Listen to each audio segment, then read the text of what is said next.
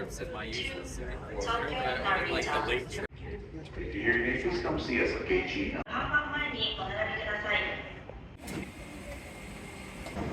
Thank you.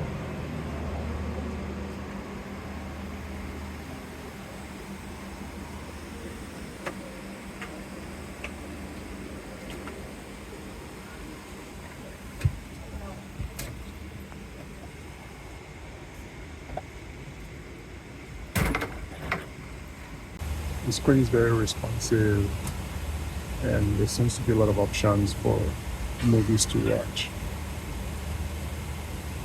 So the seat is quite nice. You have the seat controls and multiple USB ports and places to plug your headphones. There's one right here, and then there's one here as well.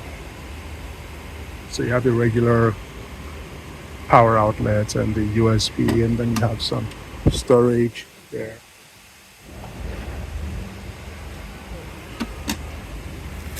Pillows, a mattress pad, and a blanket.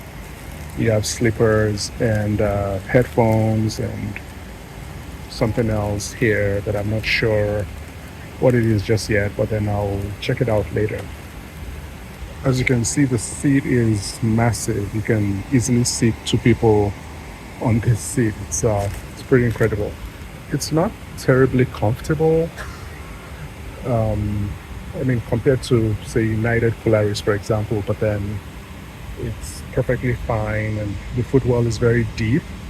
I can see how it would be a bit uncomfortable when you're lying flat, but otherwise it looks quite nice. And there's a large tray table that is very adjustable. You can have your foot on it while getting out of your seat, and that's very convenient. You have the remote control, because the screen, even though it's touch screen, is very far away. But then you have the remote control that you can use to control that. And then some lights, coat hanger, lights.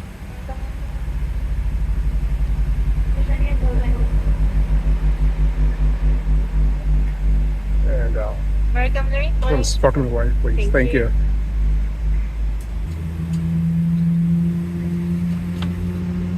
And the nice thing is you get your own air vents.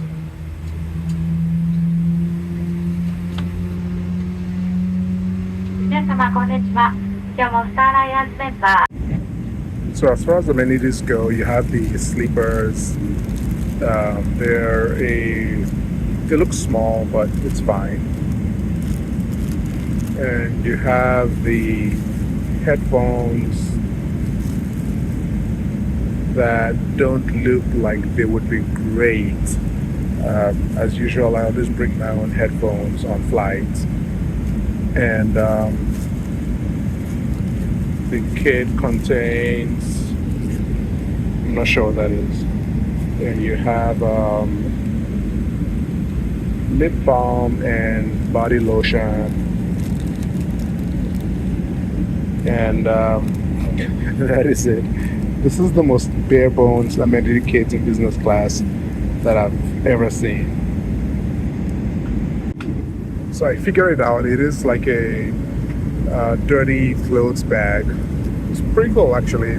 It's something useful that I'll actually keep. So that's all in the amenity kit. There's really not much to do there, but I suspect that I can probably get more stuff in the lavatories, and I will show you the lavatories in a little bit when I get a chance to check it out. I'm in seat 19A, and one thing you'll notice is that because it's right over the wings of the aircraft, the engine is very loud on this seat. So that's something to keep in mind. But then it's also in the smaller cabin. That means that it feels a lot more private in that cabin. So the best cabins are the forward cabin, in my opinion at least. The forward cabin and the backward cabin are the most private. And then the middle cabin has a lot more seats. I'm not sure how many exactly, but then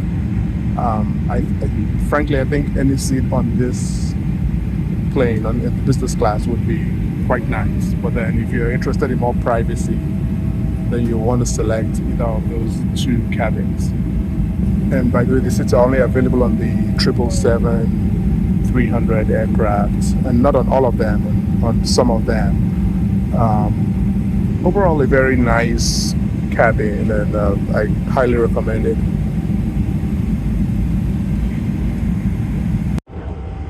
So I'm in the lab right now. It's pretty basic, but then it's very clean. It's the beginning of the flight. I'll check it out later just to see if it remains clean throughout the flight. I suspect it will, based on my previous experience with ANA and other Asian airlines. But so as expected, you do have additional amenities: toothpaste, toothbrush. I'll grab one of these later. Mouthwash, face and body sheet. I don't know what that is. And the nice thing about this lab is that there is a bidet, being a Japanese airline. So that's very nice.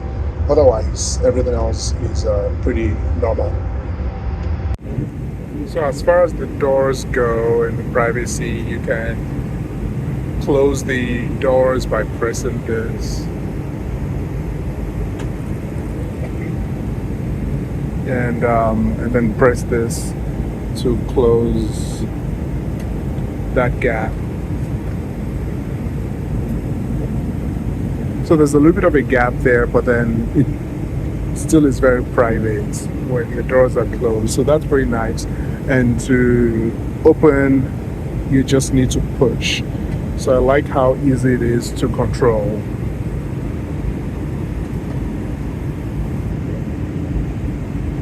So like I said, you have the seat controls here. You know, pretty intuitive. Food, flying position, laid flat, and different seat configurations. And you have reading lights. So the most important part of the flight is here, the menu. It's a nice little booklet. And starts with Japanese, and I don't speak or read Japanese.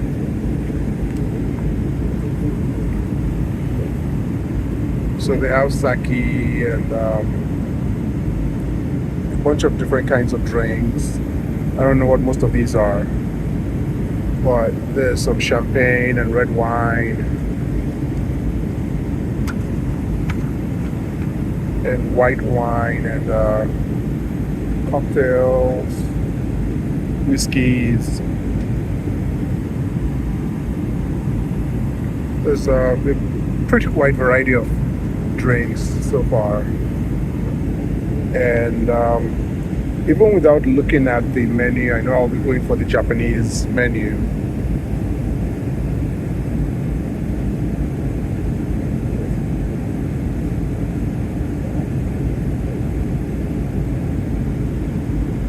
I mean, the international cuisine looks good too. If I still feel hungry after getting the Japanese, I'll try that as well. But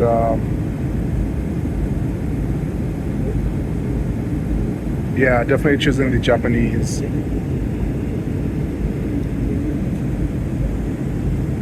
And then at any other time, you can have a bunch of other things to eat as well.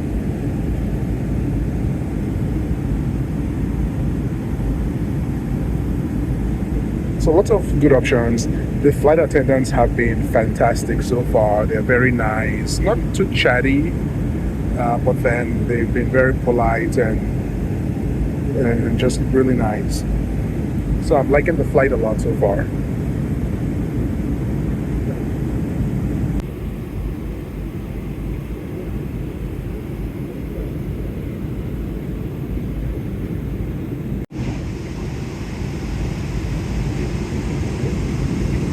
So here's the launch. There's a lot going on here. I'm not sure what everything is, but just through it and see how it tastes. It was very good. It was beautiful. Alright, that was absolutely delicious. So that was the zensai and the kobachi and otsukuri. So it's weird eating sashimi on a flight, but then it's fantastic. And I've not even gotten the main dish yet, and I'm pretty much full. So far, so good. This is some of the best food I've had on a flight. So the main dish is here, and it's green mackerel, some cucumbers, rice, and mushroom miso soup. Yep, that's it.